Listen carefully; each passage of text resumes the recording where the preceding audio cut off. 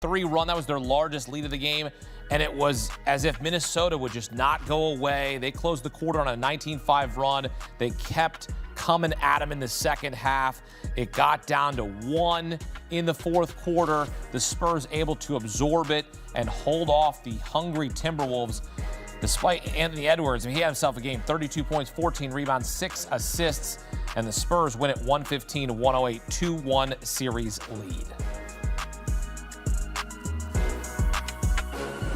Get some instant analysis. Welcome in CBS Sports basketball analyst Noah Bono. And Noah, as a certified ball knower yourself, Victor Wembanyama, I mean, you can appreciate what he did, the efficiency, and playing with 5 fouls there late in that game, able to score 16 of his 39 in the fourth on 13 of 18. What did you see? Because we continue to witness this young man just getting better and better every time out. I saw the birth of the young star that we all expect him to be. These are the moments that we're all looking for from these star players, young stars that have the potential to be perennial all-stars, all-NBA guys. And in Victor Wembanyama's case, one of the greatest prospects of all time next to LeBron James. But the path that he could be on, assuming he can stay healthy during the duration of his career, this is the birth of that. This is where players go from boys to men when it goes from the regular season to the playoffs.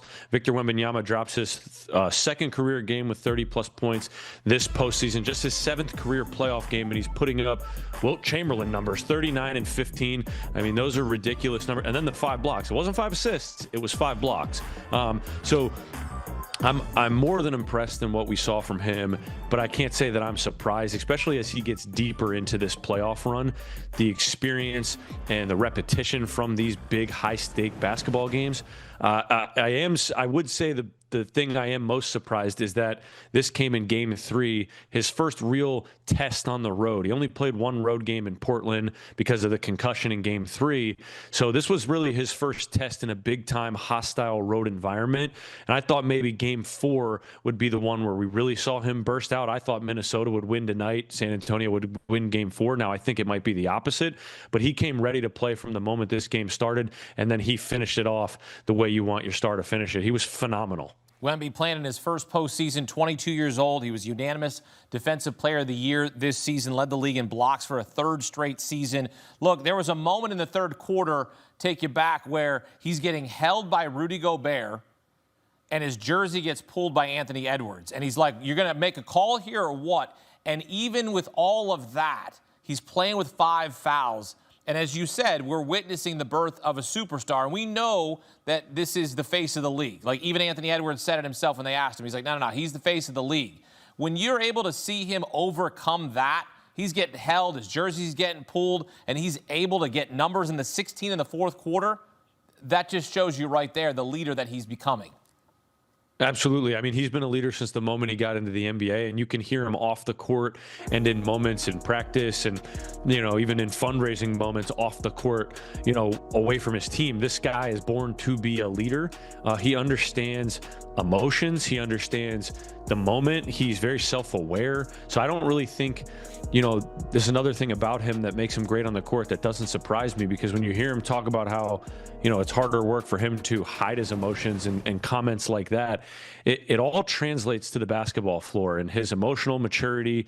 And, it makes up for the lack of maturity he may have in these type of moments. And we watch the playoffs, and I think that this stands out the most in the playoffs is a team takes after the identity of their star player. And I think that you can see the San Antonio Spurs rallying around a guy like Victor Wembanyama and taking on the identity that he brings to the group, that he obtains himself. And it feeds off, the rest of the guys feed off this to such a great extent. And, it's no different than what you've seen with a LeBron-led team and the leadership and the vocalness of him. And then you go to a Kevin Durant-led team and you're kind of like, there's a little distance. There's not really much going on here. I don't know, is there much connectivity here? Look at a Victor Wembanyama-led team. I know we only got 7 games in the postseason with it, but it's only going to get scarier and scarier and scarier as he continues to get more reps, more mature, more games under his belt, more playoff experience. This is literally first run at it. and he looks pretty damn good. It's pretty scary for the league. As you know, the Spurs got an assist from one of their legends, the Hall of Fame coach, 5-time NBA champion Greg Popovich, sitting in during a film session after they lost Game 1. Noah, what do you think the Spurs learned as they have executed to perfection, near perfection here in back-to-back wins? I think they were reminded more so than learned their depth on this team is so vital. Like when Devin Vassell is knocking down shots to kind of halt some of these Minnesota Timberwolves runs, big deal. When Dylan Harper is coming over on the weak side to block a shot and guys are fighting for the loose ball off his block shot and they somehow can come away with it. And then obviously what Stephon Castle and De'Aaron Fox bring to the table, the depth of this team is what makes them. And when Luke Cornett can come in the game and give you, 5 to 8 spot minutes to just relieve Wemby, who played 36, 37 minutes tonight, I think they learned and were reminded, hey, guys, we're one of the deepest teams in the league, just like Oklahoma City. One of the reasons we've gotten here is because of our depth. We can bring our second overall pick rookie off the bench, and our net rating is a plus 21 when he's out on the floor. Like, we're deep. We got bodies. We got people we can depend on. And I think that Coach Pop probably brings them in a session like that and can pinpoint some certain moments, but probably can help get into the mind of De'Aaron Fox of, hey man, you're De'Aaron Fox. You have the nickname Swipe-a Fox because of how fast you are. Go downhill, put pressure on the rim. And I think we saw a lot of that tonight translate over. And then again, guys playing to their strengths. So I don't think it was much of a learning lesson. I think it was a reminder of, hey, this is the team we've been all year that won 60-plus games. Let's go out and show it some more versus a depleted Minnesota team dealing with a lot of injury. Spurs have now won 3 straight playoff games on the road for the first time since 2016. Adds up here to a 2-1 series lead. Noah Bono here with us on CBS Sports HQ. Noah, thanks. So the Spurs in control, up 2-1. As you take a look at the Timberwolves, when trailing in the best of 7 series, down 2-1, they've never won a series in franchise history. So not looking good right now, but perhaps they can change the course of history. Game 4, back in Minnesota. Points, but in the end, the Knicks are able to smother them defensively. They get out in transition. What impressed you the most about how the Knicks took every punch the Sixers gave them and responded like bosses? It impressed me top to bottom that they were able to do this without OG Anunoby, who has, to me, been one of, if not their best players so far in this postseason. He definitely was in the first 6 games versus Atlanta. So the fact that they were able to get this done without him, the fact that they were able to work around Karl Anthony Towns' foul trouble tonight, especially in that third quarter when Philly started going into the hack of Mitchell Robinson, the old hack of Shaq. Sorry, I said that fast. But they were putting Mitch on the line, and Mitch did a good job knocking a few down. And Philly they were flirting with this 9-point deficit to a 5-point deficit. And then with 8 minutes and 54 seconds left in the fourth quarter, Quentin Grimes hits a 3-pointer that makes it a 4-point game. It's 88-84.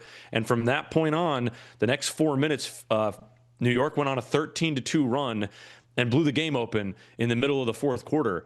And a lot of it had to do with just them staying together, the old cliche, and they just worked together so well. But really, Philly just had nothing working for them offensively. I actually think it was more of the inability to get stops defensively for Philly. And then offensively, Paul George didn't have any points past the first quarter. He was 0 for 9 for the remainder of the game. And then Tyrese Maxey, I thought, could have changed the complexion of the game had he taken advantage of some of his different spots where he was getting the ball. There was one in transition early in the fourth quarter. He could have ripped a quick between and drove it to the right side of the floor. There was no help on the baseline. And instead, he opted to wait for the defense to get set and then hit the hole. And he misses a layup. And I just think he was a little hesitant. And really all those things kind of compounded and played in the favor of the New York Knicks. And Jalen Brunson was phenomenal again. Not a surprise, right? Not a surprise to us. Were you surprised, though, about the production from Landry Shamet, right, coming off the bench, scoring 15 points? We were talking off air about how the Knicks, they have much more depth. And on this night, the Sixers, they just didn't have any production from their bench. No, I wasn't surprised that he was able to help. I think that there's been a lot of moments where you wonder on the Knicks bench, is their depth going to come from Jose Alvarado, Landry Shamet, Jordan Clarkson?